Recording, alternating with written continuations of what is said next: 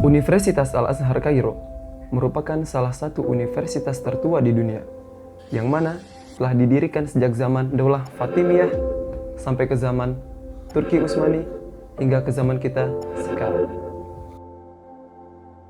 Banyak anak-anak dari berbagai belahan dunia ingin menimba ilmu di sini, termasuk Indonesia.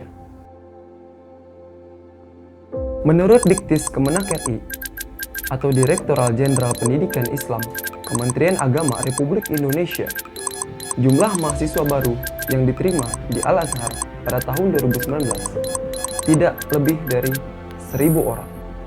Jumlah ini belum termasuk beasiswa dan pusibah. Namun, masih banyak dari calon peserta seleksi yang bingung tentang bagaimana pendaftaran, prosedur ujian, dan materi yang akan diujikan. Oke, let's check it out. Dimulai dari pendaftaran. Jalur pendaftaran sendiri dapat diklarifikasikan menjadi dua, jalur mandiri dan jalur beasiswa. Jalur mandiri terdapat dua jalur Kemenak dan jalur pusibah. Jalur Kemenak sendiri merupakan jalur resmi pendaftaran kuliah ke Timur Tengah di bawah naungan Kementerian Agama Republik Indonesia yang tercangkup di dalamnya 3 negara, Mesir, Sudan, dan Maroko. Pendaftaran melalui Kemenak dapat diakses melalui link pendaftaran yang disediakan oleh Kemenak sendiri di website resmi milik Kemenak. Di website tersebut, kalian bisa check out sendiri kapan pendaftaran dibuka. Untuk info lebih lanjut tentang jalur Kemenak, kalian bisa langsung check out ke Diktis Kemenak. Lalu klik Diktis Kemenak. Di sini kalian bisa update info-info terbaru dari Kemenak, termasuk info dibukanya pendaftaran.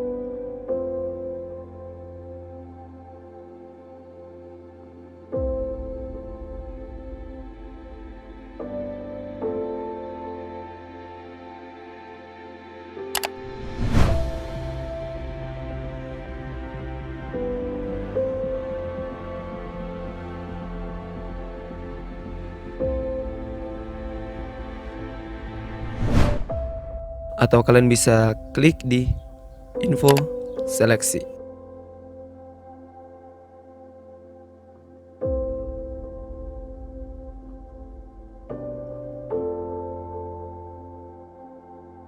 Untuk persyaratan dan ketentuan dalam mengikuti ujian seleksi, kalian bisa cek infonya langsung ke website Kemenak, atau kalian bisa lihat di surat edaran tahun 2019 di deskripsi.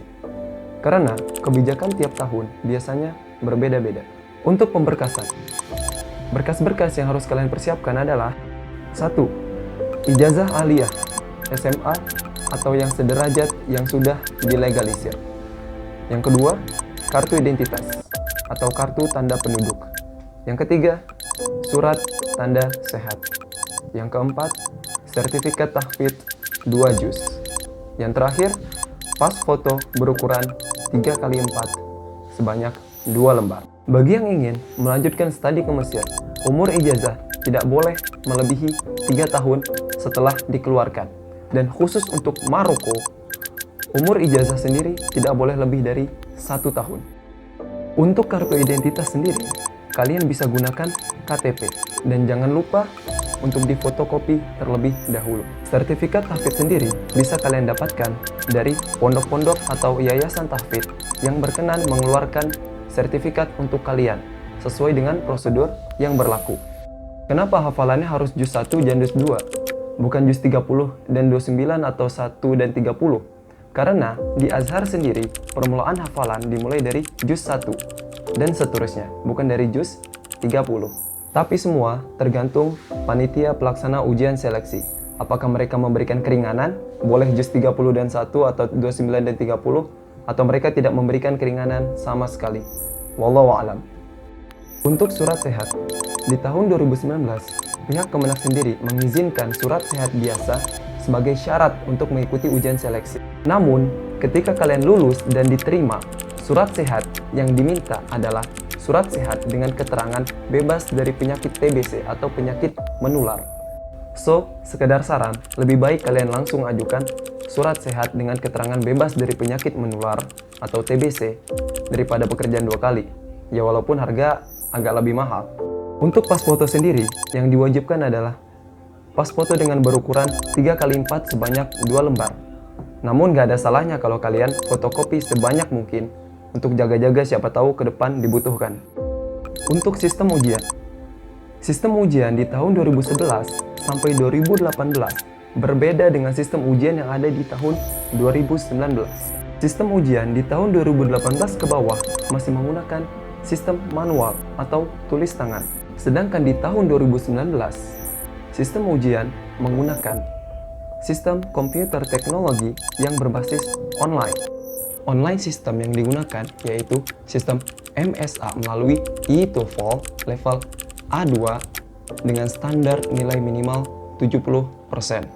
MSA singkatan dari Modern Standard Arabic yang merupakan modul pembelajaran bahasa Arab online yang diciptakan oleh Profesor Dr. E. Scholz asal Jerman. MSA memiliki 2 komponen inti, yaitu e-edition dan e-test. E-edition merupakan modul online maupun offline tentang pembelajaran bahasa Arab yang mencakup 4 maharoh sekaligus. Dengan jumlah daras 24 pelajaran yang mana di setiap pelajaran terdapat evaluasi sekaligus pembahasannya. Untuk mencapai level A2 diharapkan telah menyelesaikan materi dan pemahaman hingga level 12. E-test merupakan simulasi tryout untuk e-TOEFL yang berupa pertanyaan-pertanyaan dari setiap daras. Sangat disarankan belajar dan mengerjakannya menggunakan laptop agar terbiasa mengetik dengan bahasa Arab. Lembaga resmi di Indonesia yang mengurus e-TOEFL itu sendiri yaitu Pusat Pengembangan Bahasa Universitas Islam Negeri Sunan Ampel, Surabaya. Jadi, dalam rangka melaksanakan ujian seleksi Timur Tengah di tahun 2019, pihak Kemenak bekerja sama dengan Pusat Pengembangan Bahasa UIN Sunan Ampel, Surabaya. Untuk mengakses modul pelajaran yang ada di MSA, kalian bisa langsung mengunjungi website Modern Standard Arabic. Lalu pilih Profesor Dr. E. Scholz Modern Standard Arabic. Ketika sudah masuk, ada beberapa opsi pilihan bahasa. Tinggal sesuaikan bahasa mana yang kalian inginkan. Oke, next, kita ke buku pelajaran. Untuk silabus MSA sendiri, terdiri dari 24 pelajaran, 3 latihan intensif, dan 4 maharotul lughah, dan lain-lainnya.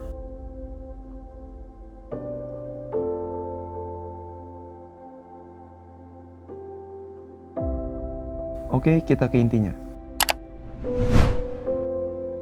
Untuk mengakses modul pelajaran MSA, kalian harus login terlebih dahulu dengan personal akun yang terdaftar.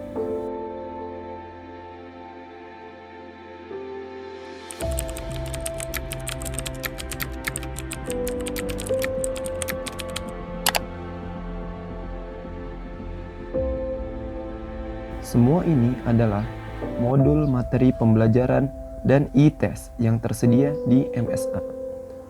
Kalian tinggal memilih pelajaran mana dan latihan apa yang ingin kalian coba. Let's we try.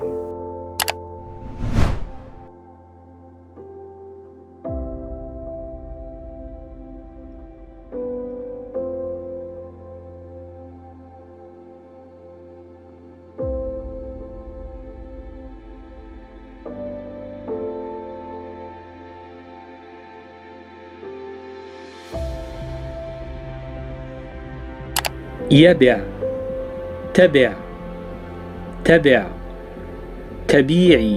Eits, tunggu dulu. Semua ini tidak bisa diakses jika belum membeli akun dari MSA. Untuk membelinya, kembali ke halaman pertama, lalu scroll ke bawah, klik icon beli. Untuk informasi, akun MSA sendiri merupakan akun berbayar resmi yang memiliki batas waktu tertentu pada pemakaiannya. Kalian tinggal pilih sendiri waktu yang diinginkan, lalu ikuti prosedur pembayarannya. Untuk mencoba simulasi ujian TOEFL secara gratis, kalian bisa kunjungi website TOEFL.com. Lalu pilih sampel tes. Dan pilih level A2.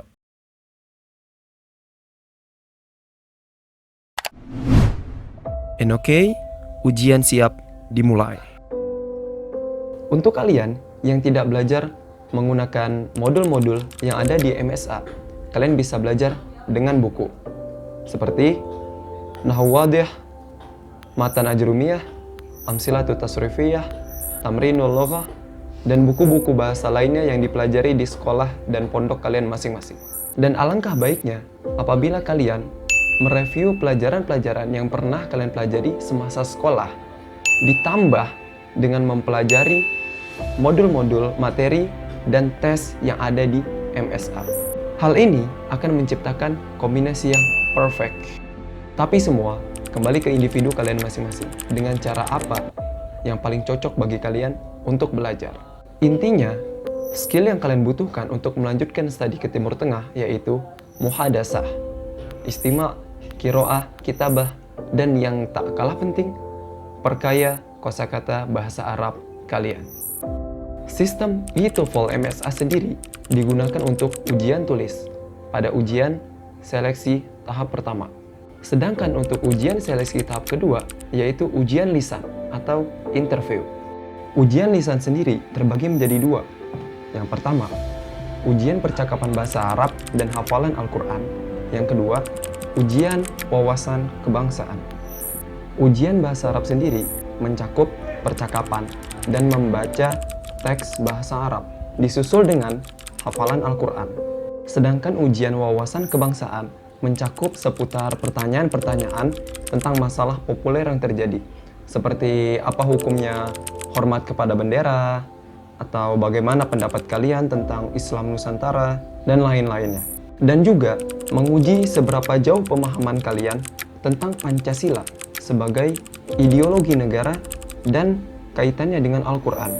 Untuk tempat pelaksanaan seleksi, di tahun 2019, ujian seleksi Timur Tengah jalur Kemenak diadakan di seluruh universitas-universitas Islam negeri yang tersebar di Indonesia, mulai dari UIN Araniri Aceh sampai UIN Alauddin Makassar. Kita beralih ke Pusiba. Pusiba kepanjangan dari Pusat Studi Islam dan Bahasa Arab yang merupakan cabang pertama di luar Mesir yang bertempat di Indonesia, khususnya di Universitas Syafi'iyah Bekasi. Namun Pusiba hanya diperuntukkan untuk ke Mesir. Ujian yang diadakan Pusiba merupakan ujian tahdid mustawa atau placement test yang berupa ujian tulis dan ujian lisan dengan sistem manual. Singkatnya, apabila kalian mengikuti ujian melalui Pusiba, kalian akan ditempatkan di level-level bahasa sesuai kemampuan kalian setelah lulus dari ujian. Dan apabila kalian telah menyelesaikan sampai di level akhir kursus bahasa, kalian bisa langsung masuk ke perkuliahan di tahun itu juga. Dan permasalahannya, biaya yang dikeluarkan melalui jalur Pusiba berkali lipat lebih banyak daripada jalur Kemenak. Namun semua tergantung kebijakan kalian masing-masing. Untuk info lebih lanjut, kalian bisa langsung check out ke website resmi Pusiba di www.pusiba.com.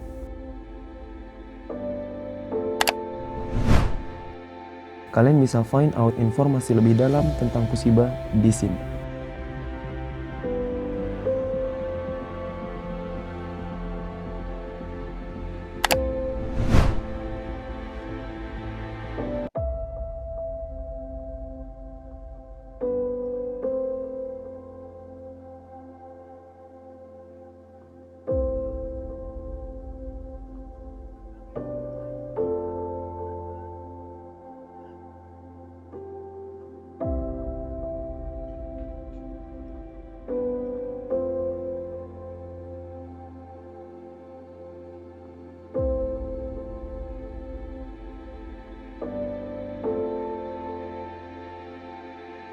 Untuk pendaftaran, tinggal masuk ke menu daftar ulang. Dan di sana sudah tersedia data form untuk registrasi.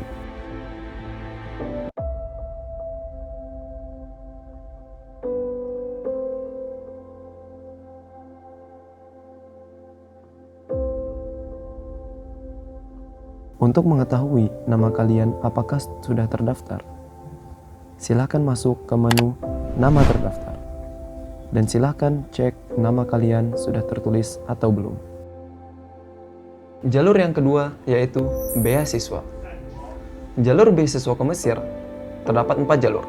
Yang pertama, jalur Kemenak. Yang kedua, jalur Gontor. Yang ketiga, PBNU. Yang keempat, Kedutaan Besar Mesir. Kemenak sendiri memberikan 20-25 beasiswa untuk anak-anak pilihan dari peserta yang lulus pada ujian seleksi. Yang kedua, beasiswa Gontor. Beasiswa Gontor berjumlah 80 beasiswa atas hasil MOU antara Gontor dan Al-Azhar itu sendiri. Namun sayangnya, beasiswa Gontor hanya diperuntukkan untuk anak-anak Gontor itu sendiri. Jalur selanjutnya yaitu PBNU. Nahdlatul Ulama sendiri memiliki beasiswa untuk ke Timur Tengah, seperti Mesir, Sudan, dan Maroko. Beasiswa ini bersifat umum, namun lebih diprioritaskan untuk anak-anak didikan Nahdlatul Ulama itu sendiri.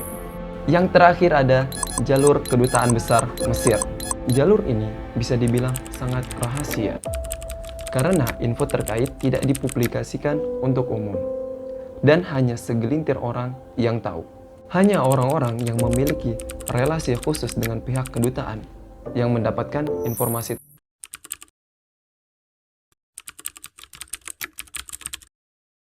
When you have a dream, but no one stand by your side, don't worry.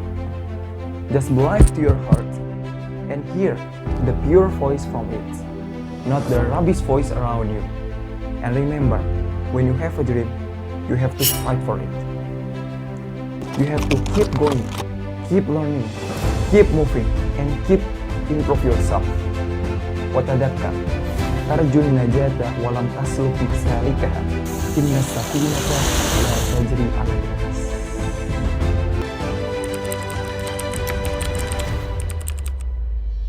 Mungkin sampai di sini video kali ini. Semoga bermanfaat bagi kalian yang sedang mencari informasi.